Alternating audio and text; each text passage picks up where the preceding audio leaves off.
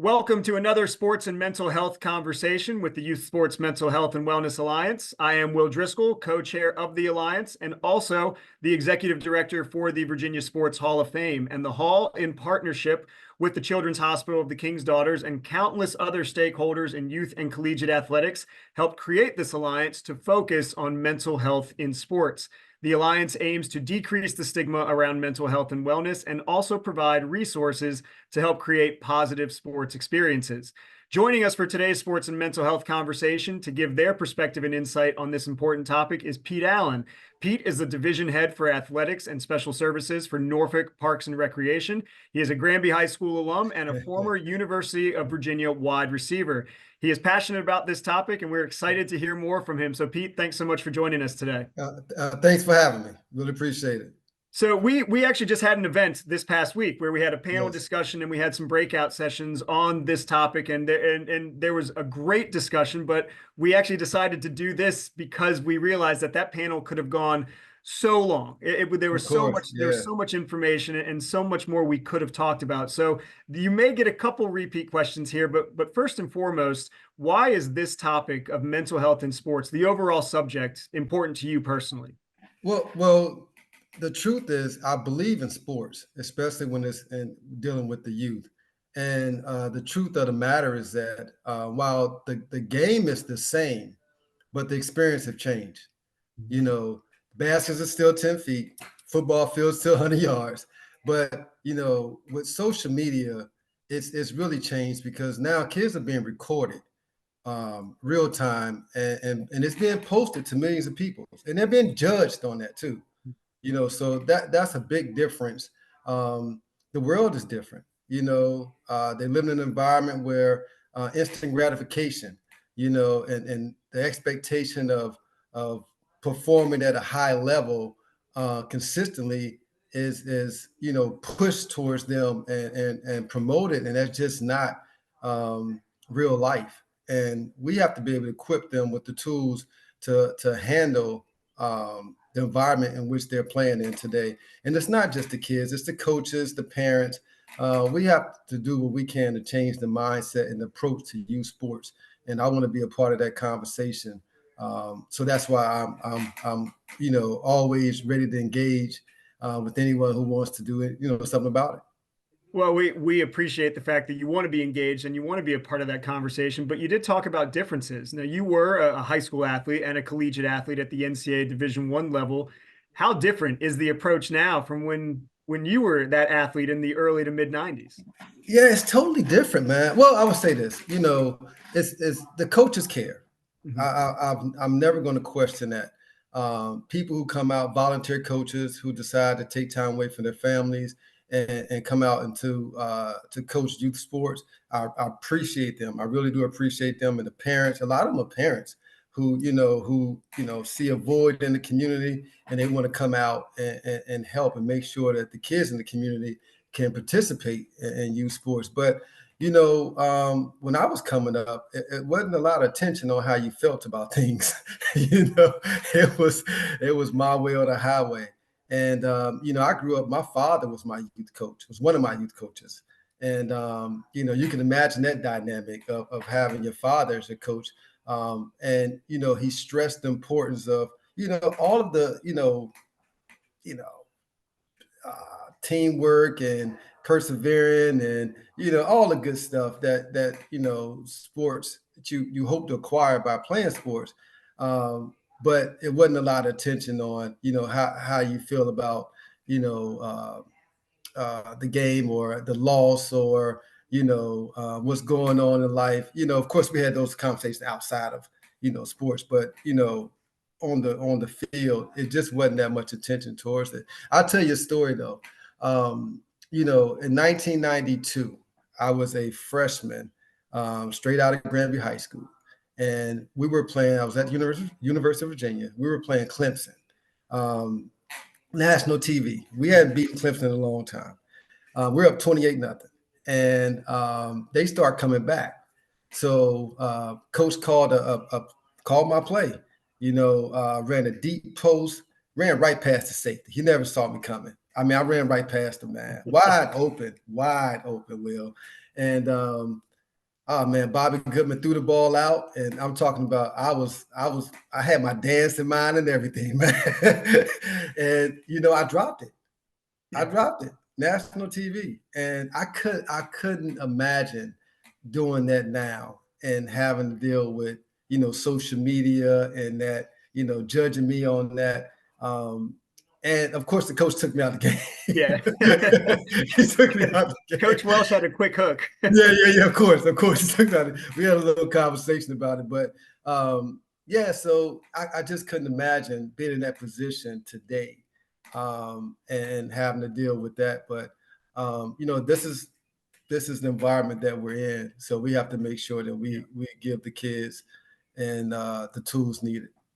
Well, one other, I want to touch on just kind of one other different perspective as well. So we had a great panelist the other Yeah. night from Kellam High School, and Yes. she really provided a great voice. And when you see some of the surveys about, especially incoming NCAA athletes, what they prioritize mental health and wellness.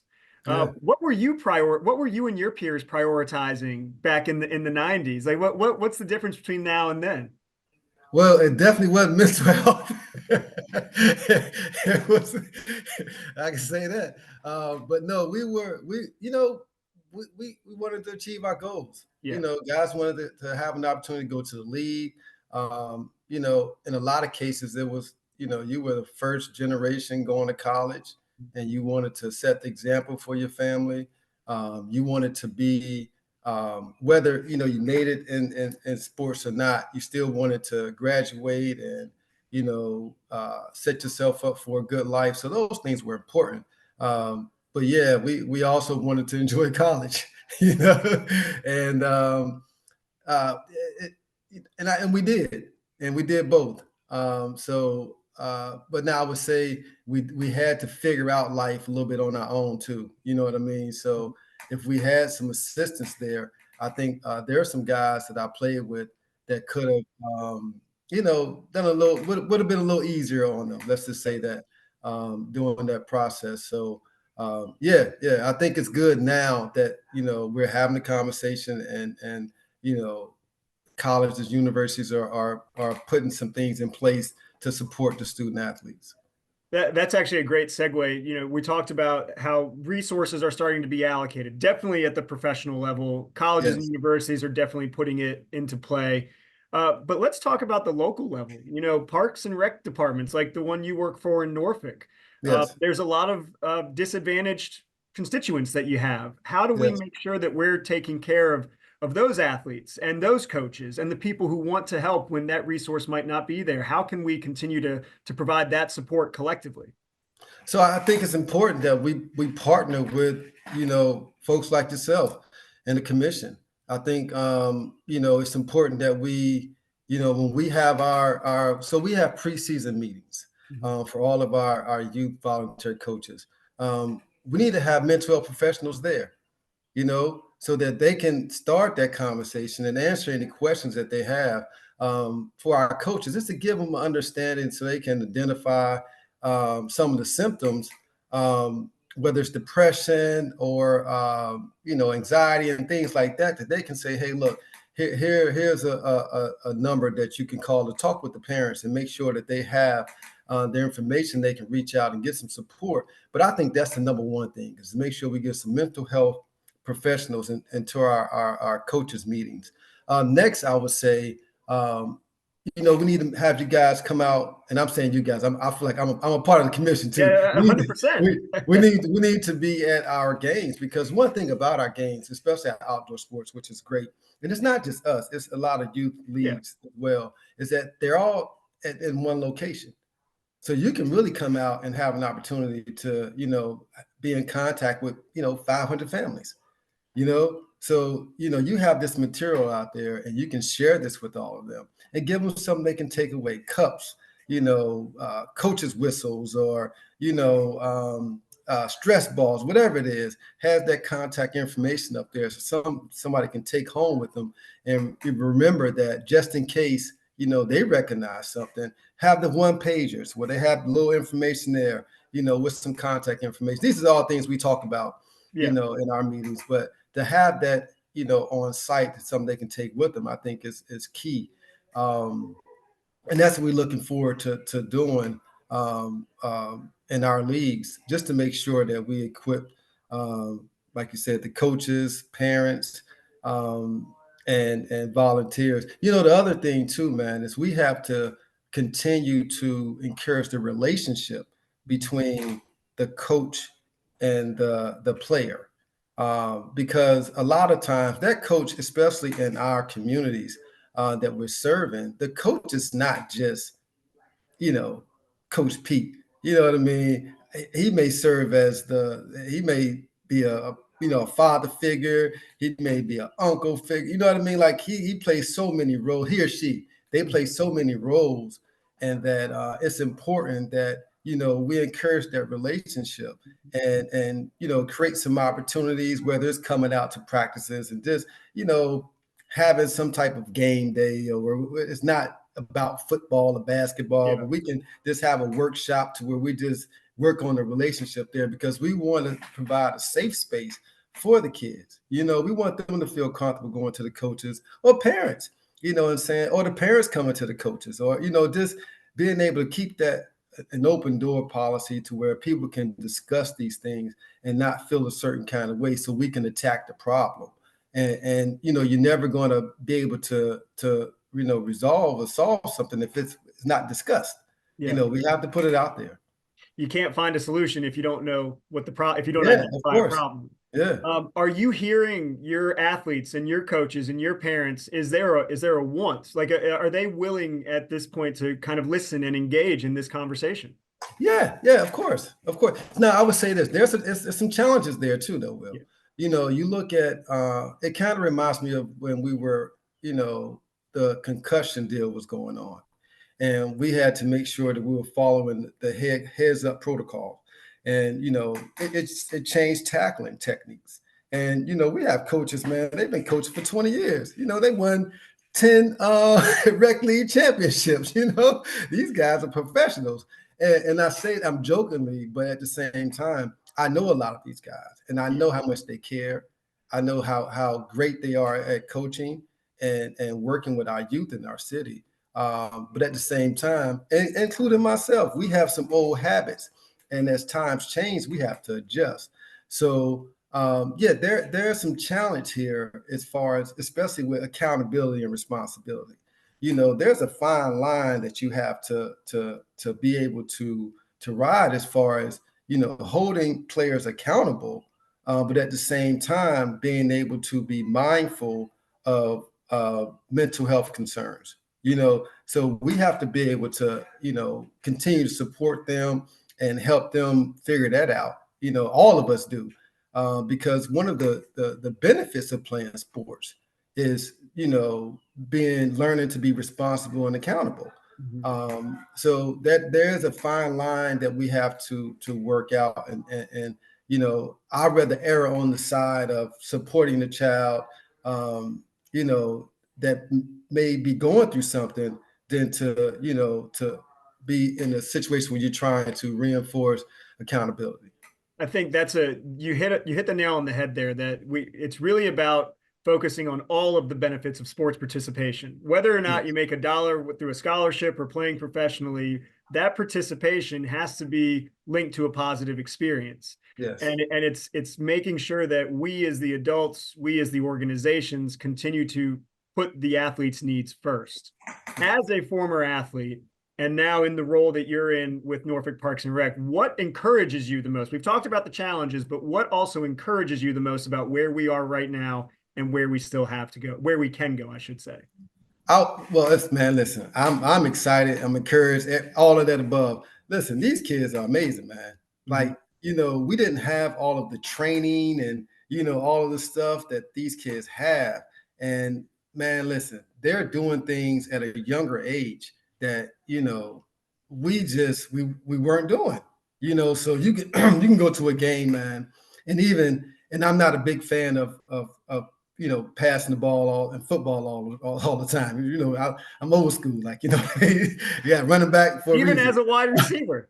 Yeah, exactly. But hey, but when you're teaching fundamentals, I think it's Yeah, important to it's you have to have a balance. yeah. But these kids, man, they can throw the ball. I mean, wide receivers going up, Mawson. I mean, it's just defensive players, man, backpedaling, coming out of that back. Oh, basketball. You watch the girls playing, man. I'm so impressed with the young women and how their approach to youth sports. I have a 7-year-old daughter, and she plays basketball, soccer, and she's running track now.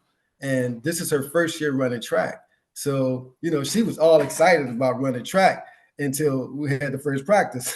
And she realized there's a lot more running It's a hard involved. discipline. Exactly. But I watched her Yeah. persevere. I watched her get stronger day by day, and not just her, the other kids. I'm out there and I mean, come on, man. I'm watching them run. And my wife and I, we're sitting there watching these kids run 400s. And I'm like, man, I know I can't run, as many 400s as they're running, but I'm just so impressed with them. And that's just the cool thing. The ability that they have on the field. And I would say this too. The other thing is, there's a community service aspect. I was a part of a camp a couple of weeks ago when we had kids out there, doing community service, and man, they loved it. Didn't think twice about it. Going out there willing to do anything. Here's one you got me, man. See, I'm excited. So and their willingness to try other sports. Mhm. See, this sports specialization deal, like everybody's saying that, I think that's a lot to do with um, parents not exposing the kids to other sports. You know what I mean? Like, you have to give them an opportunity to play it and see if they like it. And so, whether it's tennis, we have a tennis program that we are partnering with in the city, and we have these young women playing tennis. If it's lacrosse, we're looking, that's our next sport we want to get into, getting some of these kids an opportunity to play lacrosse or whatever it is. We want them to at least have the experience and see if it's something they enjoy, and be around a different group of kids. You know what I mean? Like, that's that experience. You want them to be able to have different experiences, and I think that helps with their development. We'll get you out of here on this one. You already alluded to it. You've kind of been equating the mental health and wellness topic to where the concussion issue was about 2 decades ago, and how Yes. 2 decades ago we were just scratching the surface, and now there's protocols, there's short-term protocols, long-term protocols. Fast forward a few years from now, as it pertains to mental health and wellness in youth and collegiate athletics, what would define this as a successful approach? Like, how could we define success moving forward as we approach this issue? Um, Loaded wow. question, I know. Well, no, it is, but I think we have to start small. Yeah. You know what I mean? And I think that's creating safe spaces, um, and incorporating the understanding, the idea of having a safe space on every team. And what that looks like, we figure that out. But just being able to um, be okay with players, student athletes being able um, to have a space where they can share and unload, and I think that's important. Hopefully we can get professional athletes to start, talking more about it. And, I think it will make it easier, of course, for the younger athletes to accept the fact that, hey, look, I may not be feeling good about something. Maybe I can, talk with someone about it. And, I just think that's it. I just think that having a conversation, and I believe it's like with the concussion deal. It's hard to, of course, we had to change some of the rules, and but with something like this, it's hard to say we can change the rules. I think it's just about providing the resources. Well, maybe mandating Yeah. that these resources are there for players and student athletes who need them. And yeah, that's That's what I I think believe. you brought up a great point that a small change is still a significant change. Yes. And I think a lot of times people want to make the big change overnight, and that's just not realistic, especially when we're talking about a very complex issue like this. So I think that insight and perspective was very impactful, and I think it will be impactful for people who watch this and listen to it. And Pete, I want to thank you for your time on a Friday, heading into a holiday weekend. Thank you so Hey, much. no problem at all, man. When I was young, Will, I used to go and grab the biggest bat on the team because I wanted to hit home runs all the time. So I thought, man, listen, when I'm talking about swinging for the fence, you haven't Yeah, seen a young kid swing for the fence like I did back in the day. I was loading up. But my coach told me one day, man, hit your singles, take your singles. You know what I mean? And I think that's what we need to do is work on this hitting our singles. absolutely. We'll get a double, triple every now and then, but let's hit our singles, and I think we'll get to where we need to be. We're moving around the bases. There That's you all that go. matters. Station to station. There Well, you I do go. appreciate the time again, Pete. Always appreciate all of your insight, whether it's through this conversation or whether it's through the Alliance meeting. So thank you Yeah. so much. Thank you, Um, Will. for those who will watch this, parts of this conversation will be featured as part of our hashtag Sports Mental Health Monday campaign. Throughout the year, we will be sharing content and information featuring Alliance partners like Pete and Norfolk Parks and Rec. Posts can be found currently on the Hall of Fame's social media pages, Facebook, Twitter, Instagram, YouTube, and LinkedIn. And the Youth Sports Mental Health and Wellness Alliance has a new website, yswa.org. That's yswa.org, where this whole conversation can be found. Once again, I'm Will Driscoll from the Youth Sports Mental Health and Wellness Alliance, as well as the Hall of Fame. Thank you for following along, and be on the lookout for more sports and mental health conversations throughout the year.